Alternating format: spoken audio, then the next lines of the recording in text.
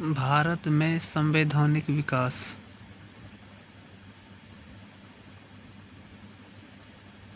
वर्तमान भारतीय संविधान किसी राजनीतिक क्रांति या आकस्मिक घटना का परिणाम नहीं है। यह जनप्रतिनिधियों की विशेष रूप से गठित संवैधानिक सभा के गठन, मंथन और परिश्रम की देन है। इस सभा ने वर्षों में विकसित ब्रिटिश प्रशासन की पद्धति में सुधार लाने का प्रयास किया। भारतीय संविधान के विकास के ऐतिहासिक अवलोकन से स्पष्ट होता है कि इसमें ब्रिटिश शासनकाल में विकसित शासन प्रणाली और नियमों को बिना किसी लाग लपेट के अपनाया गया। भारतीय संविधान के विकास एवं निर्माण के क्रम में ब्रिटिश शासकों ने कई अधिनियम पारित किए जो इस प्रकार थे। पहला, रेगुलेटिंग एक्ट 1773 भारत में अंग्रेजों द्वारा पारित यह पहला एक्ट था। इससे ईस्ट इंडिया कंपनी पर संसदीय नियंत्रण की शुरुआत हुई। इस समय ब्रिटेन के प्रधानमंत्री लॉर्ड नॉर्थ थे। इस अधिनियम की प्रमुख विशेषताएं थी बंगाल में 1774 में एक सर्वोच्च न्यायालय सुप्रीम कोर्ट की स्थापना, सर एलिजाह एम्फे को सुप्रीम कोर्ट का प्रथम मुख्य न्यायाधीश नियुक्त किया गया। दूसरा, कंपनी के डायरेक्टरों को सभी प्रकार के कार्यों से सरकार को परिचित कराने का आदेश दिया गया। तीसरा, बंगाल का गवर्नर पूरे अंग्रेजी क्षेत्रों का गवर्नर बन गया। तथा चौथा, संचालक मंडल का कार्यकाल 4 वर्ष निश्चित कर दिया गया। 1781 में इस अधिनियम में कुछ संशोधन किए गए।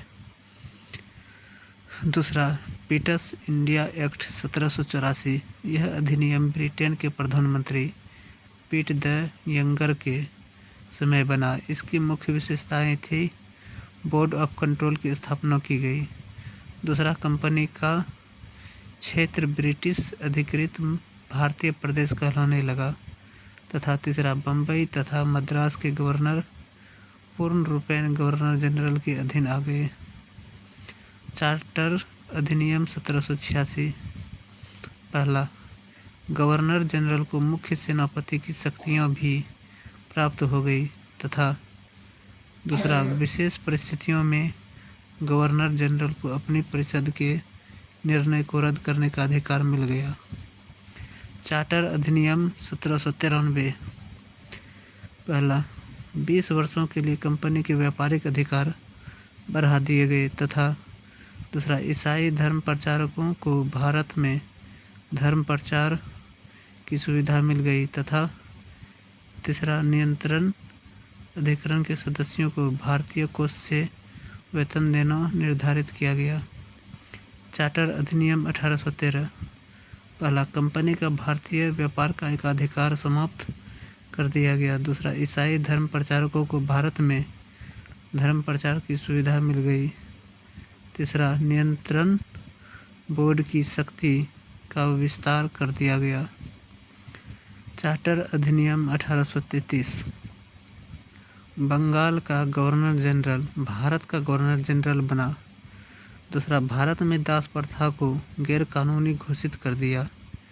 1843 में दास प्रथा का उन्मूलन किया गया। तीसरा, भारतीयों से भेदभाव नहीं करने का आश्वासन। तथा चौथा, चाय के व्यापार तथा चीन के साथ व्यापार करने के कंपनी के अधिकार को समाप्त कर दिया गया। चार्टर अधिनियम 1853 भारतीय सिविल सेवा सभी के लिए खोल दी गई। दूसरा, व्यवस्थापिकाओं को पहली बार अपने अनुसार नियम बनाने का अधिकार दिया गया। तीसरा, विधान पार्षद बनाए गए।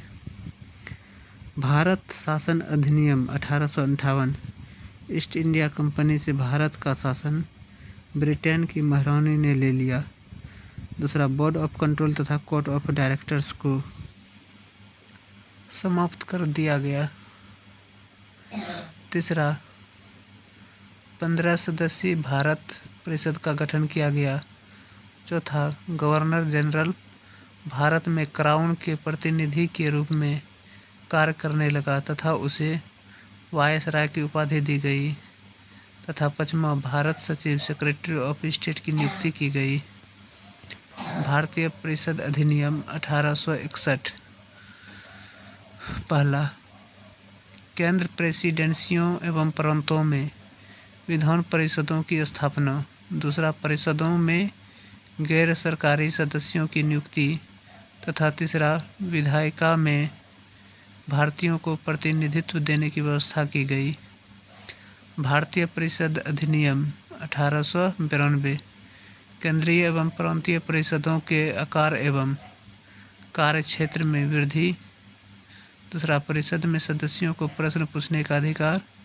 तीसरा, सदस्यों को बजट पर विचार विमर्श करने का अधिकार दिया गया।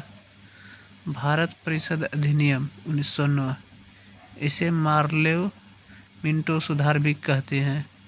इस अधिनियम के बनने के समय लॉर्ड मार्ले भारत सचिव, लॉर्ड मिंटो वायसराय थे। इस अधिनियम की प्रमुख विशेषताएं इस प्रकार हैं। पहला, सांप्रदायिक निर्वाचन की प्रक्रिया शुरू हुई। दूसरा, गवर्नर जनरल की कार्यकारिणी में एक भारतीय सदस्य को नियुक्त किया गया। पहले भारतीय सत्येंद्र सिन्हा थे। तथा तृतीय, केंद्रीय एवं प्रांतीय विधान परिषदों में निर्वाचित सदस्यों की संख्या में वृद्धि कर दी गई। भारत शासन अधिनियम 1919, इसे मॉन्टेग्यू चेम्सफोर्ड सुधार भी कहते हैं। इस अधिनियम के बनने के समय मॉन्टेग्यू भारत सचिव एवं लॉर्ड चेम्सफोर्ड वायसराय थे। इस अधिनियम की प्रमुख विशेषताएं इस प्रकार हैं। पहला, प्रांतों में द्वैध शासन प्रणाली की शुरुआत की गई। इस प्रणाली के जन्मदाता सर लियोनिल कॉर्टिस थे। तीसरा, केंद्रीय व्यवस्थापिका को दो भागों में विधानसभा एवं विधान परिषद में विभाजित कर दिया गया। तीसरा, प्रांतीय व्यवस्थापिका के सदस्यों की संख्या बढ़ा दी गई। चौथा, आंग्ल भारतीय, सिखों, यूरोपियों एवं ईसाइयों को अलग से प्रतिनिधित्व दिया गया। तथा पांचवा, पहली बार भारत में केंद्रीय विधान परिषद की जगह द्वितीय सदनीय विधानमंडल बनाया गया। 1935 का भारत परिषद अधिनियम। 1861 से भारत में संवैधानिक विकास की जो प्रक्रिया आरंभ हुई थी, यह अधिनियम उसका अंतिम चरण था। इस अधिनियम द्वारा पहली बार भारत में संघीय व्यवस्था का उल्लेख किया गया। इस अधिनियम की मुख्य विशेषताएं इस प्रकार थी। पहला, एक अखिल भारतीय संघ की स्थापना की गई। दूसरा, प्रांतों को स्वशासन का अधिकार दिया गया। प्रांतीय स्वायत्तता 1 अप्रैल 1937 को अस्तित्व में आई। तीसरा, प्रशासन के विषयों को 2 भागों में विभक्त किया गया, सुरक्षित एवं हस्तांतरित। चौथा, शासन के सभी विषयों को 3 भागों में, केंद्रीय, प्रांतीय एवं समवर्ती में बांट दिया गया। तथा चौथा, पांचवा, एक संघीय न्यायालय एवं एक केंद्रीय बैंक की स्थापना की गई।